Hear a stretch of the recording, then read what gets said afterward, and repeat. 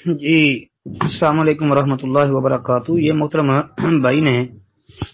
ایک پوسٹ بھیجی ہے جس میں یہ ایک دعا درج ہے،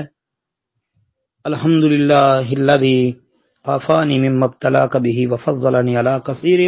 ممن خلق تفضیلا۔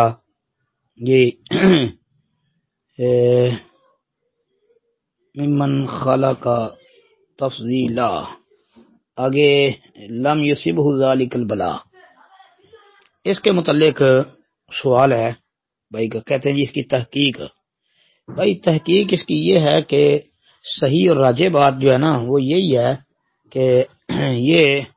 ایک تو آپ نے پوسٹ میں حوالہ نہیں دیا، یہ ترمذی کے اندر آتی ہے یہ روایت 3431 نمبر پر، لیکن جس نے اس کو صحیح کہا ہے اس نے بہت بڑی غلطی کی ہے، اس لیے کہ اس کی سند کے اندر عمر بن دینار قہرمان آل زبیر ایک راوی ہے جس پر ائمہ محدثین نے جرح کی ہے۔ اب آپ صرف امام عقیلی رحمہ اللہ کی کتاب الضعفاء الکبیر نکال لیں تو امام عقیلی رحمہ اللہ نے اس روایت کو عمر بن دینار قہرمان آل زبیر جو ہے اس کے ترجمے کے اندر یہ دعا جو ہے ذکر کی ہے۔ پہلے تو عمر بن دینار مولا آل زبیر وغیرہ سارا انہوں نے ذکر کیا ہے، پھر آگے جو ہے اس کے اوپر جو ائمہ نے کلام کیا ہے اس میں سے امام بخاری رحمہ اللہ کا یہ قول بھی درج ہے کہ امام بخاری رحمہ اللہ جو ہے ان کا قول ہے، آدم بن موسیٰ وہ کہتے ہیں کہ میں نے امام بخاری رحمہ اللہ سے سنا کہ عمرو بن دینار مولا علیہ زبیر ابو یحییٰ الآور ان سالم فیہ نظر، یعنی فیہ نظر، یہ جو الفاظ ہے نا فیہ نظر ساقط عنہ،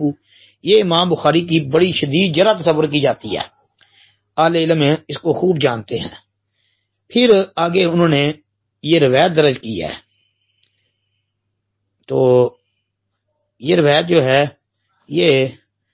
مرفوعاً ثابت نہیں ہے۔ پھر اس روایت کے درج کرنے کے بعد آگے چلتے ہوئے مزید عمر بن دینار قہرمان آل زبیر کے متعلق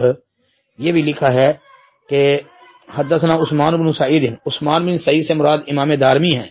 وہ کیا کہتے ہیں سألتو، میں نے سوال کیا، کس سے؟ یحییٰ بن معین رحمہ اللہ سے۔ امام یحییٰ بن معین فن رجال کے بہت بڑے امام تھے، ان سے پوچھا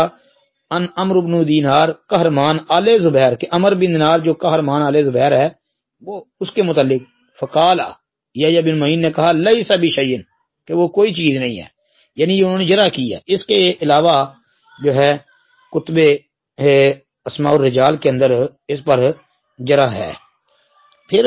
بھائی یہ روایت جو ہے مرفوعاً ثابت نہیں ہو سکی، تو باقی کچھ آثار جو ہیں وہ بیان کیے جاتے ہیں کہ موقوفاً جو ہے وہ ثابت ہے، تو موقوفاً جو ہے وہ روایتوں پر بھی ائمہ نے کلام ہی کیا ہوا ہے، جی جو موقوف بیان کی گئی ہیں نا ان پر بھی کلام ہے۔ مثلا اس حوالے سے موقوف یا مرفوع ہیں تو بعض نے جو ہے جس طرح کے شیخ البانی وغیرہ ہیں وہ تعدد طرق کی وجہ سے جو ہے ان پر بحث کرتے ہوئے جو ہے اس کو صحیح یا حسن قرار دیا ہے۔ تو باقی اس حوالے سے ایک ابو ذر رضی اللہ عنہ سے موقوف روایت آتی ہے، سند اس کی صحیح نہیں ہے، اس میں ابو الفیض مجہول ہے۔ اسی طرح انس رضی اللہ عنہ سے سنن ابن ماجہ کے اندر ایک روایت بیان کی جاتی ہے جس میں اسماعیل بن مسلم المکی جو ہے وہ ضعیف ہے، بلکہ متفق علیہ ضعیف ہے۔ اسی طرح جو ہے اس میں مدلس راوی بھی موجود ہیں۔ پھر اسی طرح ایک روایت عبداللہ بن عمر رضی اللہ عنہ کے حوالے سے کہ نبی علیہ السلام اذا خرج من الخلاء، جب بیت الخلاء سے باہر نکلتے تو اس وقت